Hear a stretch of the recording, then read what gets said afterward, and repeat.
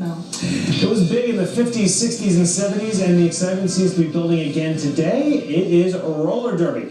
The Albany All-Stars Roller Derby formed over 2 years ago. They hold their bouts at the Washington Avenue Armory, and attendance is averaging about 1,000 people per bout night. What's bringing the sport back? Joining me now to answer that question are Karen Sin and Tonic Riley and Kim Dottie down to Eisen of the Albany All-Stars. Ladies, welcome. Okay. Tell me, first of all, what do you think?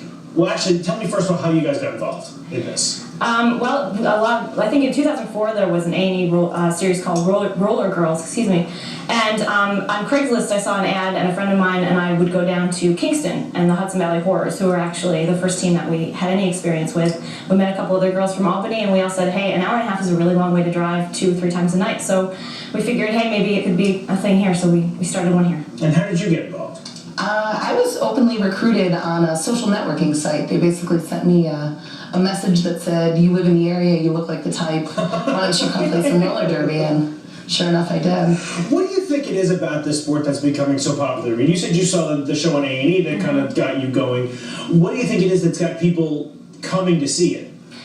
I think for me, I think it's an aggressive sport. It's full contact. It's girls in short skirts and roller skates, and it's kitschy, but it's also a sport, so a serious competitive thing. Part of the popularity too, I think, comes from the fact that it's an inexpensive night out for the family. $10 tickets, $4 children admissions. You have a live band as well as the all-girl action.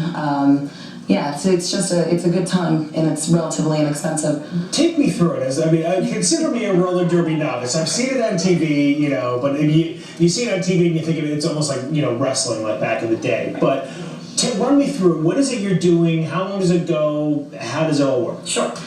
So the roller derby is broken up into what are called jams, and each jam can last a maximum of 2 minutes. And you have 4 blockers from each team. So there's a pack of 8 girls.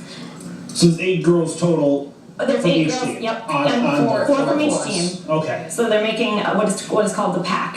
Okay. And then there are 2 girls who are called jammers, 1 from each team, and they're the point scorers. And so one whistle blows and the pack takes off, a second whistle blows, and then the jammers start to go. And the first time through the pack, they come around, they lap the pack, and that's when they start scoring points.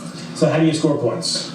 For every opposing player that a jammer passes, it's 1 point. Okay. And basically, if you're a blocker, which is what I do, the object of the game is to keep blocking that jammer, and she won't get a 2nd point or 3rd point every time she passes, just that initial point. So you want to make her job as difficult as possible to try to get through that pack. And then obviously, if it's your jam, there's somebody who's sort of like trying to run interference for her along the way. Absolutely. Offensive and defensive blockers. At the same time. There's a lot of elbows being thrown and stuff, I'd imagine. Elbows are actually illegal in the sport of roller derby. You'll land yourself in the sin bin, so to speak, and you serve a 1-minute penalty if you perform a major. So how does it work? So then how you're just basically trying to, I guess it would almost be akin to a horse race where you're sort of trying to move your horse or move yourself around somebody or away from somebody to block them from getting a way to go through. Yeah, I would almost akin it more to football. Okay. And the jammer has the ball, so to speak, and you want to block so that she gets through as quickly and easily as possible, because the person who gets through first, cleanly, without any majors or minors, penalties, is called lead jammer. And so she has the ability to call it off before the other jammer gets to scoring points. Okay. Tell me how, give me a general idea about how long. You said that each jam would be a maximum of, 2 minutes, you said? So how long does an entire bout go? Is it, are there intermissions? Is there breaks in between? We play 3 20-minute periods and do about a 15-20-minute break in between. So it's kind of like hockey. Kind of like hockey, yeah. And basically, we usually have a band come in that'll perform on the breaks, and we do like raffle drawings and what have you. And so you're getting people. You say it's a pretty cheap ticket. It's $10. You said for a family, or $10 for an adult. Okay. $4 for children.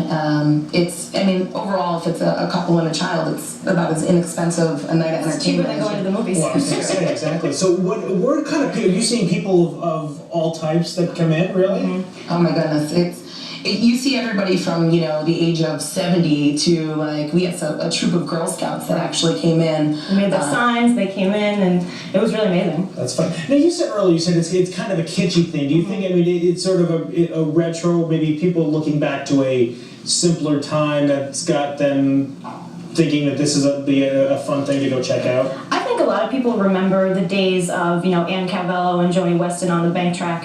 And, I think that does a lot for people to bring it back and say, oh, well, roller derby, I remember roller derby. And then they come in and see that it's kind of this new wave of flat track roller derby where we don't have the bank track.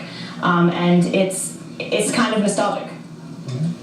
And what do you think about that?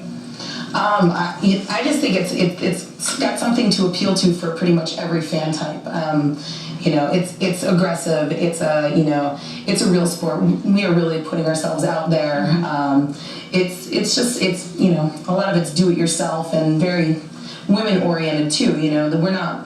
We get out there and we do our own promotions and it's appealing to pretty much.